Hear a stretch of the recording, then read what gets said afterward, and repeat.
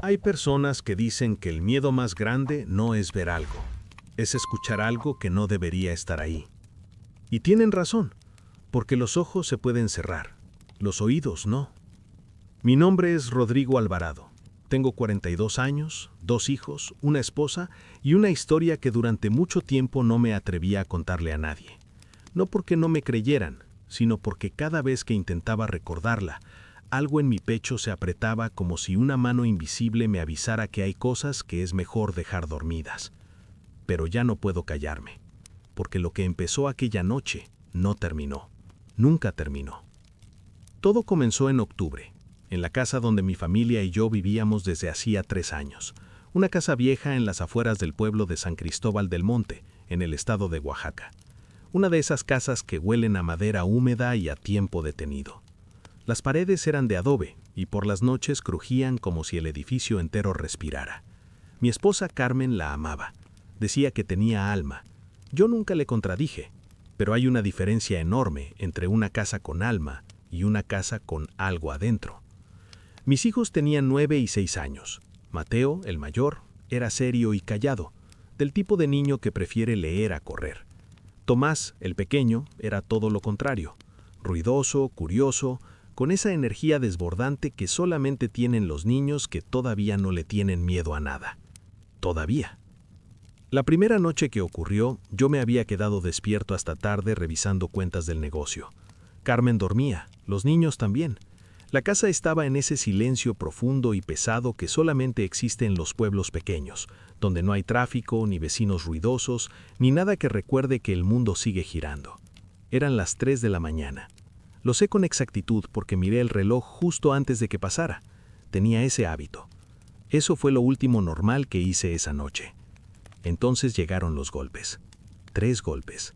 Lentos, espaciados, como si quien tocara quisiera asegurarse de que cada uno resonara bien adentro de la casa, bien adentro de mí. 1, 2, 3. Me convencí de que había una explicación lógica, porque los hombres como yo, los que trabajamos todo el día y llegamos cansados a casa, preferimos las explicaciones lógicas. Son más baratas que el miedo. Me levanté, caminé hacia la puerta, puse la mano en el picaporte. Sentí el metal frío contra mi palma. Respiré, abrí. No había nadie. La calle estaba completamente vacía. El aire de octubre olía a tierra mojada y a leña quemada. El único farol de la esquina parpadeaba indiferente. Miré a los 2 lados, nada. Ni pasos alejándose, ni sombras, ni nada que justificara 3 golpes a esa hora. Iba a cerrar la puerta cuando lo vi. En el polvo del umbral, justo en el borde entre el interior de la casa y la calle, había una huella. Una sola. Un pie descalzo, grande, apuntando hacia adentro, sin ninguna huella que viniera desde la calle. Era como si algo hubiera aparecido directamente frente a mi puerta, dado un paso hacia adentro y simplemente dejado de existir. Los pulmones se me olvidaron cómo funcionar. Algo más primitivo que el pensamiento me hizo cerrar la puerta de golpe y echar el cerrojo con manos que ya no me obedecían del todo. Me quedé parado en el pasillo, de espaldas a la puerta, escuchando mi propio corazón golpearme el pecho. Esperé. Solo silencio del otro lado. Solo mi respiración entrecortada en el pasillo vacío. A la mañana siguiente no le dije nada a Carmen. ¿Para qué preocuparla? Me agaché en el umbral y borré la huella con la mano antes de entrar a desayunar, como si al borrarla pudiera borrar también lo que había sentido al verla. Eso fue mi primer error, no el de abrir la puerta. Ese vino después. El primer error fue convencerme de que borrando la evidencia podía borrar también la verdad, porque la noche siguiente, a las 3 de la mañana en punto, volvieron los golpes. 1, 2, 3, idénticos, con el mismo ritmo, con la misma pausa entre cada uno, como una firma. Me senté en la cama paralizado, con los ojos abiertos en la oscuridad. Carmen seguía dormida a mi lado. Y entonces, antes de que pudiera hacer cualquier cosa, antes de que pudiera siquiera respirar, escuché la voz de Tomás desde su cuarto al final del pasillo. Una voz pequeña, adormilada, completamente tranquila. La voz de un niño de 6 años que habla de algo perfectamente normal. «Papá, ya llegó otra vez. ¿Le abro?» Hay preguntas que un padre nunca debería escuchar de su hijo. Y la peor no es la que te asusta, es la que te paraliza porque suena completamente normal. ¿Papá? Ya llegó otra vez. ¿Le abro? 6 palabras, dichas con la misma voz con la que Tomás me pedía agua por las noches, o me preguntaba si podía ver televisión. Sin miedo, sin urgencia, como si llevara semanas esperando ese momento y para él fuera lo más natural del mundo. Me levanté de la cama de un salto y fui directo a su cuarto. Estaba sentado en su cama, con el cabello revuelto y los ojos entreabiertos, mirando hacia la puerta como si esperara que yo le diera permiso. Le pregunté qué había dicho. Me repitió exactamente lo mismo, con la misma calma. Ya llegó otra vez, papá. El que toca. Le pregunté desde cuándo sabía que alguien tocaba. Me dijo que desde siempre, que todas las noches a la misma hora escuchaba los 3 golpes, que nunca le había dicho nada porque pensó que yo ya lo sabía. Me quedé mirándolo sin poder responder. Tomás llevaba semanas escuchando lo mismo que yo. Semanas. Y ninguno de los dos le había dicho nada al otro. Lo acosté, le dije que no pasaba nada, le dije que era el viento. Le dije todo lo que uno le dice a un hijo cuando uno mismo no cree lo que está diciendo. Esperé hasta que se quedó dormido. Tardó menos de lo que me hubiera gustado, como si realmente no le importara, como si los golpes de las 3 de la mañana fueran para él tan normales como el canto de los pájaros al amanecer. Eso me preocupó más que cualquier otra cosa que había vivido hasta ese momento. Volví al pasillo y me senté en el suelo con la espalda contra la pared, frente a la puerta principal. Estuve ahí hasta que el cielo empezó a aclararse, sin dormir, sin moverme, solo escuchando la casa respirar a mi alrededor y pensando en que mi hijo de 6 años dormía tranquilo mientras yo no podía ni cerrar los ojos. A la mañana siguiente, tomé una decisión. No iba a abrir más. La tercera noche, si los golpes volvían, yo no me iba a mover de la cama, no iba a levantarme, no iba a asomarme, iba a ignorarlos hasta que pararan. Era un plan simple, era un plan lógico, era exactamente el tipo de plan que uno hace cuando todavía cree que puede controlar algo que ya está muy por encima de su control. La tercera noche llegó puntual, como siempre. Me quedé en la cama con los ojos abiertos mirando el techo. Carmen dormía. Yo conté los segundos. A las 3 en punto llegaron los golpes. 1, 2, 3. No me moví. Me quedé quieto, con las manos apretadas sobre las sábanas, respirando despacio, diciéndome que si no abría, si no respondía, si no le daba ninguna señal de que adentro había alguien, eventualmente se iría. Pasó 1 minuto. Los golpes no volvieron. Sentí algo parecido al alivio empezar a subir por mi pecho. Y entonces escuché algo que hizo que ese alivio se congelara en el instante mismo en que nacía. No eran golpes desde afuera. Era el sonido de pasos, lentos, pesados, que venían desde adentro de la casa, desde el pasillo. Me incorporé despacio en la cama. Carmen seguía sin despertar.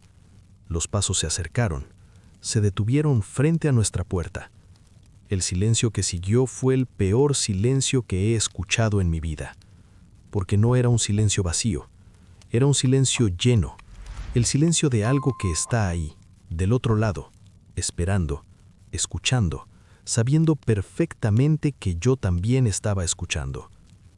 Entonces la manija de nuestra puerta se movió, despacio, con cuidado, como si quien estuviera del otro lado no quisiera hacer ruido, solo probando, solo viendo hasta dónde podía llegar. Me levanté de golpe y abrí la puerta de par en par. El pasillo estaba completamente vacío, pero en el suelo, frente a nuestra puerta, había 3 huellas, las mismas huellas de siempre, el mismo pie descalzo, apuntando hacia adentro de nuestro cuarto, hacia donde Carmen dormía, hacia donde yo había estado tirado creyendo que ignorar era lo mismo que estar a salvo. Y detrás de mí, con una voz que sonó más dormida que nunca, con la voz de alguien que acaba de abrir los ojos y todavía no entiende bien lo que está viendo, Carmen habló por primera vez en toda esta historia. Rodrigo, ¿quién es el hombre que está parado al lado de tu cama? Dicen que el valor no es no tener miedo. El valor es tener miedo y quedarte de todas formas. Esa noche yo no era valiente. Era un hombre solo, sentado en la oscuridad de su propia casa, con un machete en las manos y 3 palabras resonando en su cabeza. Ya. Terminó. El tiempo.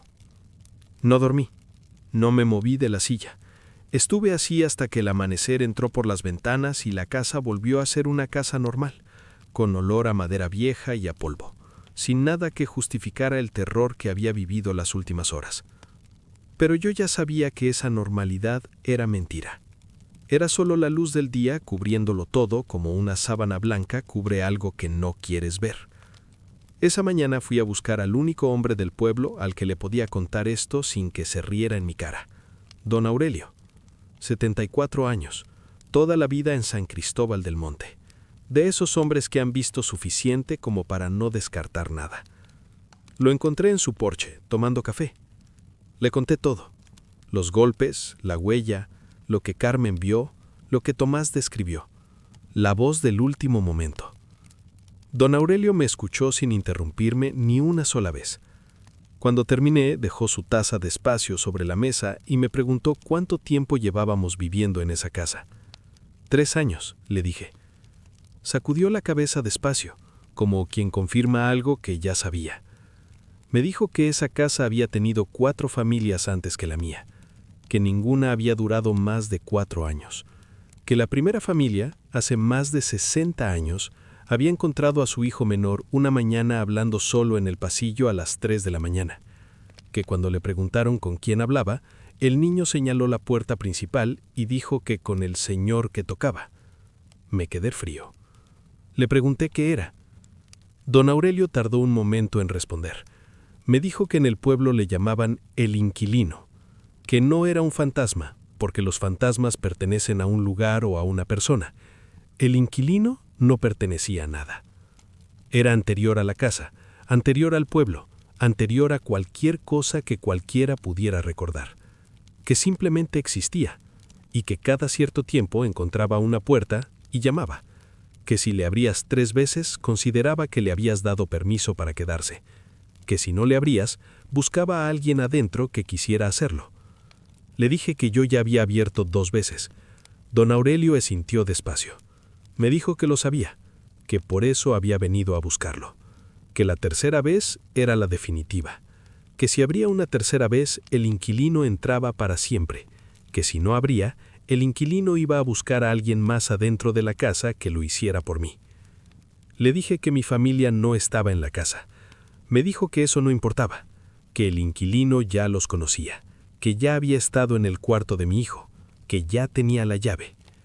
Me dijo que había una sola forma de terminar esto, que tenía que abrir la puerta una última vez, pero no como respuesta a sus golpes. Tenía que abrirla yo primero, antes de las 3, antes de que él tocara, y decirle en voz alta que la casa no era suya, que si lo hacía primero, antes de que él llamara, rompía el ciclo, que el inquilino solo tenía poder sobre los que respondían, sobre los que actuaban primero, no tenían nada. Le pregunté a don Aurelio cómo sabía todo esto. Se quedó callado un momento largo. Después me dijo que él también había vivido en esa casa, hace 50 años, que él también había escuchado los golpes, que él había sido el único que había actuado primero, y que desde esa noche no había vuelto a dormir bien ni un solo día de su vida, porque lo que vio del otro lado de esa puerta cuando la abrió antes de las 3 nunca se lo había podido sacar de los ojos. Que no me iba a decir qué era, que era mejor que yo no lo supiera antes de hacerlo, que si se lo decía, el miedo me iba a paralizar y no iba a poder abrir. Esa noche volví a la casa, puse todas las luces apagadas como la noche anterior. Me senté frente a la puerta, miré el reloj, las 2:45, las 2:50, las 2:55. A las 2:58 me levanté, caminé hacia la puerta. Puse la mano en el picaporte Sentí el metal frío exactamente igual que la primera noche, pero esta vez mis manos no temblaban, o sí temblaban y ya no me importaba. Respiré y abrí la puerta antes de las 3. Lo que vi del otro lado no tiene nombre en ningún idioma que yo conozca. Solo puedo decir que don Aurelio tenía razón, que entendí en ese instante por qué no me lo había dicho, y que lo que vi me miró de vuelta durante exactamente 3 segundos antes de que el reloj de la cocina marcara las 3 de la mañana y todo, absolutamente todo, se quedara en silencio, por primera vez en semanas. Un silencio vacío, un silencio limpio, el silencio de algo que se ha ido. Dicen que el valor no es no tener miedo. El valor es tener miedo y quedarte de todas formas. Esa noche yo no era valiente. Era un hombre solo, sentado en la oscuridad de su propia casa, con un machete en las manos y 3 palabras resonando en su cabeza. Ya, terminó. El tiempo. No dormí, no me moví de la silla. Estuve así hasta que el amanecer entró por las ventanas y la casa volvió a ser una casa normal, con olor a madera vieja y a olvo, sin nada que justificar el terror que había vivido las últimas horas. Pero yo ya sabía que esa normalidad era mentira. Era solo la luz del día cubriéndolo todo como una sábana blanca cubre algo que no quieres ver. Esa mañana fui a buscar al único hombre del pueblo al que le podía contar esto sin que se riera en mi cara. Don Aurelio, 74 años, toda la vida en San Cristóbal del Monte, de esos hombres que han visto suficiente como para no descartar nada. Lo encontré en su porche tomando café. Le conté todo, los golpes, la huella, lo que Carmen vio, lo que Tomás describió, la voz del último momento. Don Aurelio me escuchó sin interrumpirme ni una sola vez. Cuando terminé dejó su taza de espacio sobre la mesa y me preguntó cuánto tiempo llevábamos viviendo en esa casa. 3 años, le dije. Sacudió la cabeza despacio, como quien confirma algo que ya sabía. Me dijo que esa casa había tenido 4 familias antes que la mía, que ninguna había durado más de 4 años, que la primera familia, hace más de 60 años, había encontrado a su hijo menor una mañana hablando solo en el pasillo a las 3 de la mañana, que cuando le preguntaron con quién hablaba, el niño señaló la puerta principal y dijo que con el señor que tocaba. Me quedé frío. Le pregunté qué era. Don Aurelio tardó un momento en responder. Me dijo que en el pueblo le llamaban el inquilino, que no era un fantasma, porque los fantasmas pertenecen a un lugar o a una persona. El inquilino no pertenecía a nada. Era anterior a la casa, anterior al pueblo, anterior a cualquier cosa que cualquiera pudiera recordar, que simplemente existía y que cada cierto tiempo encontraba una puerta y llamaba. Que si le abrías 3 veces, consideraba que le habías dado permiso para quedarse, que si no le abrías, buscaba a alguien adentro que quisiera hacerlo. Le dije que yo ya había abierto 2 veces. Don Aurelio asintió despacio. Me dijo que lo sabía, que por eso había venido a buscarlo, que la tercera vez era la definitiva, que si abría una tercera vez, el inquilino entraba para siempre, que si no abría, el inquilino iba a buscar a alguien más adentro de la casa que lo hiciera por mí. Le dije que mi familia no estaba en la casa.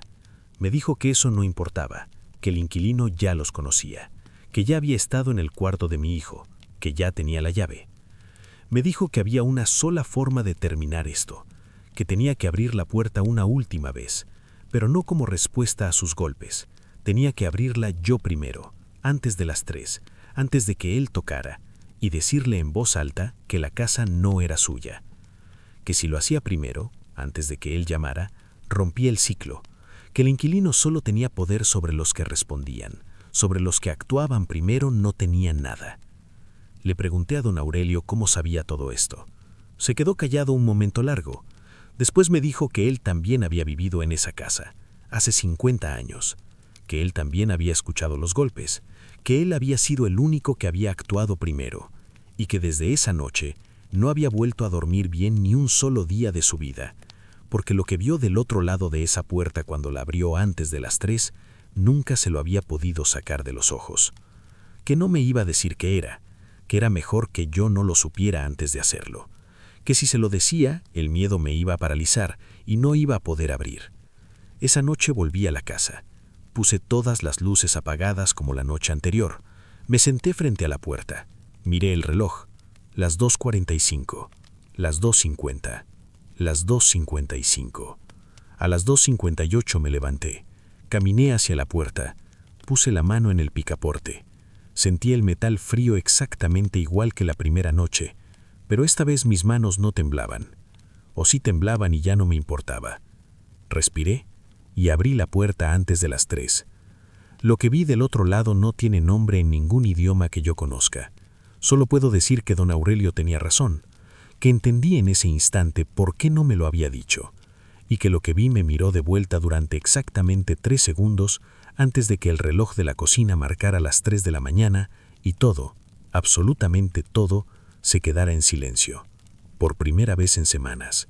Un silencio vacío, un silencio limpio, el silencio de algo que se ha ido. Hay cosas que no se van del todo.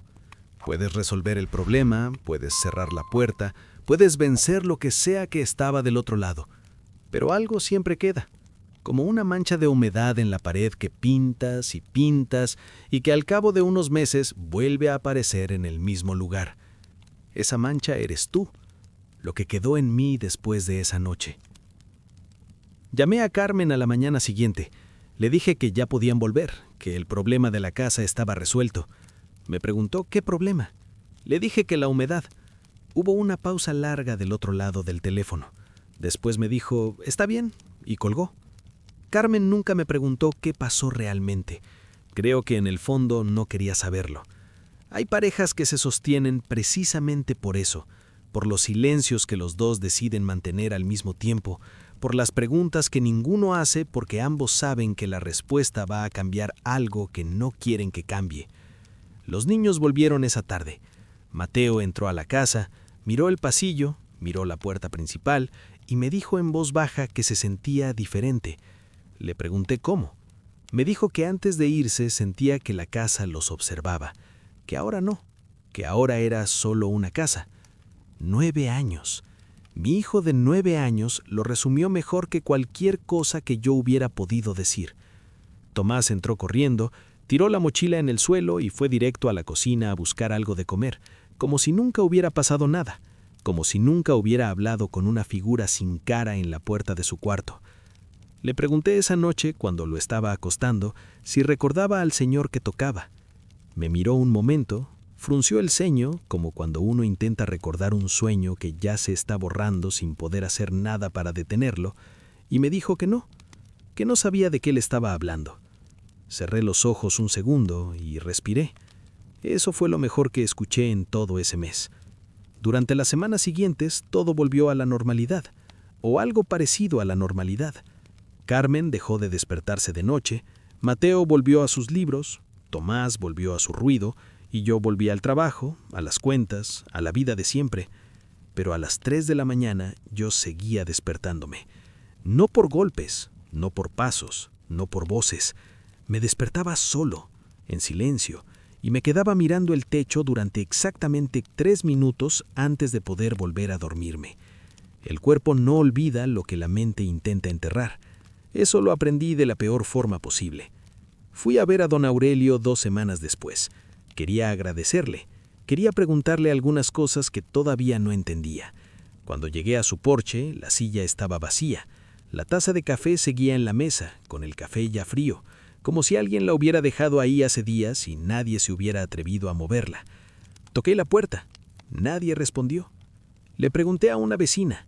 Me dijo que don Aurelio había muerto esa misma noche en que yo había abierto la puerta antes de las 3, que lo habían encontrado en su cama por la mañana, con los ojos abiertos, mirando el techo, que en su cara no había expresión de dolor ni de miedo, que tenía una expresión que ella no supo cómo describir, que era como la cara de alguien que finalmente terminó de esperar algo que llevaba muchísimo tiempo esperando. Me quedé parado frente a su casa un momento largo. Pensé en todo lo que me había dicho, en cómo sabía exactamente qué era el inquilino, exactamente cómo detenerlo, exactamente qué decirme y qué no decirme para que yo pudiera hacerlo. Pensé en que me dijo que él también había vivido en esa casa, que él también había abierto la puerta primero, que desde esa noche no había dormido bien ni un solo día, y entendí algo que ojalá no hubiera entendido. Don Aurelio no me había salvado por bondad, me había salvado porque necesitaba que alguien tomara su lugar, porque lo que vi esa noche del otro lado de la puerta no desaparece, solo se transfiere. El inquilino no se fue, simplemente encontró a alguien nuevo que cargara con él, alguien que ahora se despierta solo a las 3 de la mañana sin saber bien por qué, alguien que pinta la mancha de humedad una y otra vez sabiendo que va a volver. Vendo la casa el mes que viene, no porque crea que el peligro está en las paredes o en la puerta o en el umbral, sino porque hay cosas que uno necesita dejar atrás, aunque sepa que llevan demasiado tiempo adentro para irse del todo. Mi nombre es Rodrigo Alvarado. Tengo 42 años, 2 hijos y una esposa, y todas las noches, a las 3 de la mañana en punto, me despierto, me quedo mirando el techo y espero, porque desde aquella noche sé algo que ojalá no hubiera entendido, que hay cosas que tocan puertas y que no todas las puertas son de madera.